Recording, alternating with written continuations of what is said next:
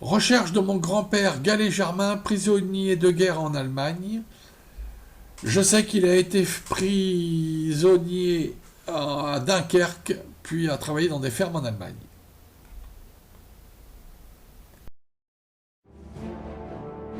20 mai 1940, 1 million de soldats français, belges et britanniques sont menacés par la progression des chars allemands. Pris en étau par la Wehrmacht, les Alliés n'ont d'autre choix que de se replier.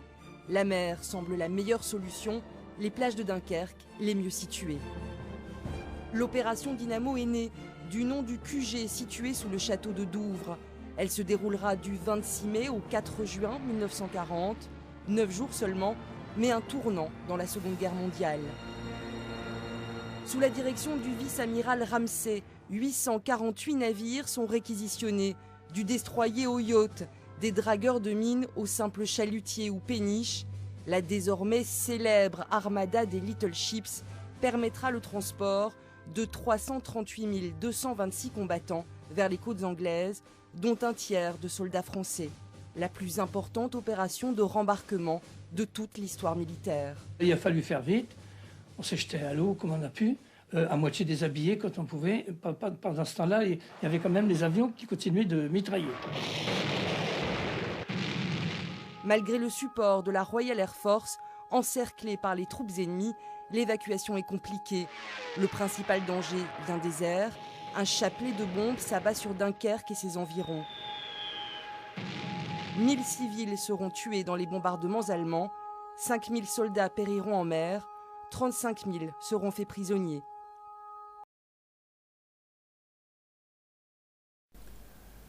Donc mon grand-père faisant partie des 35 000 prisonniers, il s'est rendu en Allemagne, non pas à pied comme j'ai pu l'entendre dans ma famille, mais une partie du voyage s'est fait à pied, effectivement, jusqu'à Aix-la-Chapelle, en Allemagne, où ils ont mis plus de 6 jours à pied.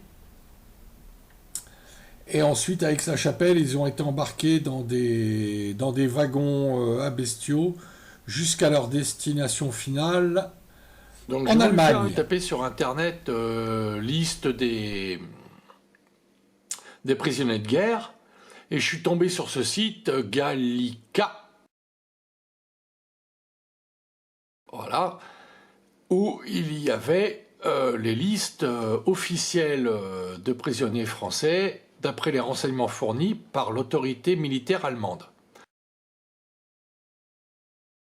Donc là, c'est la liste officielle, c'est la liste numéro 1, et j'ai donc parcouru toutes les listes. Bon, c'était très fastidieux. Et ensuite, je suis tombé sur la... J'ai cru que j'allais abandonner. Sur la liste officielle numéro 72, et sur la liste numéro 72, à la lettre G, je suis tombé sur Galet Germain. Galet Germain 90509 à Cabario. J'ai donc appelé ma mère qui m'a confirmé que le prénom de mon grand-père était Germain et qu'il était bien né à Cabario. Ensuite apparaît le deuxième classe, 18e TR, c'était donc le 18e régiment du train. Et ensuite, on voit ST.XB.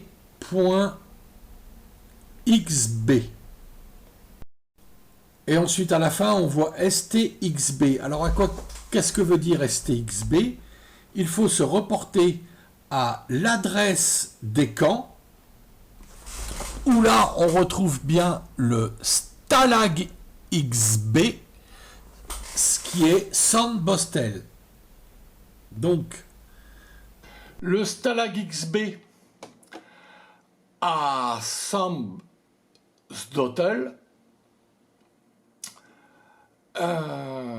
au nord-ouest de l'Allemagne, était en fait un camp de concentration pour prisonniers de guerre. Entre 1939 et 1945, plusieurs centaines de milliers de prisonniers de guerre sont passés par ce camp. En raison des mauvaises conditions d'hébergement, des milliers moururent de faim, de maladie, ou furent abattus par les gardes. Les estimations du nombre de morts fluctuent de 8 000 à 50 000 prisonniers. Donc les prisonniers travaillaient dans ce qu'ils appellent des commandos. La plupart travaillaient dans des fermes, comme ouvriers agricoles, ou encore des usines. Il existe un mémorial du camp de Sommes-d'Hôtel, où des visites guidées sont organisées, ou des visites individuelles, et je pense, j'aimerais bien aller le visiter. Après avoir trouvé le nom de mon grand-père sur la liste des prisonniers de guerre, j'ai voulu en savoir plus sur le Stalag XB, et je suis tombé sur le blog de Marine Soulas, qui est généatologue professionnel, et qui, sur son blog, donne des conseils pour la recherche de renseignements sur les prisonniers dans les stalags. Il y a donc 3 ressources clés pour faire ces recherches. La première, ce sont les archives départementales.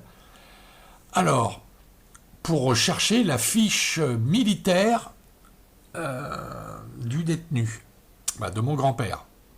Il faut donc rajouter 20 ans à son année de naissance, et on tombe sur le répertoire alphabétique du ministère de la guerre là, sur les registres. Donc lui, c'est donc la classe de 1929. Je suis tombé sur, je l'ai retrouvé facilement, Gallet Germain Gustave, c'est donc le numéro de matricule 764, numéro du volume 2. J'ai donc ensuite écrit aux archives de Charente-Maritime pour obtenir sa fiche matricule, sur laquelle normalement il y a les renseignements le concernant. Voilà. Ensuite, il y a une deuxième ressource qui est le service historique de la défense. J'ai donc envoyé un mail demandant des informations. Et ensuite, la troisième ressource est le Comité international de la Croix-Rouge, le CICR, en Suisse. J'ai donc rempli une fiche de renseignement pour une recherche de personnes détenues pendant la Seconde Guerre mondiale. Donc là, c'est très limité. Il y a il y a un nombre limité de demandes. Donc, il faut faire sa demande et attendre 4 mois. Voilà. Donc, j'invite tous ceux qui ont eu de la famille, des grands-pères, des arrière-grands-pères, qui ont été prisonniers de guerre, je leur conseille de faire ces recherches. C'est super intéressant.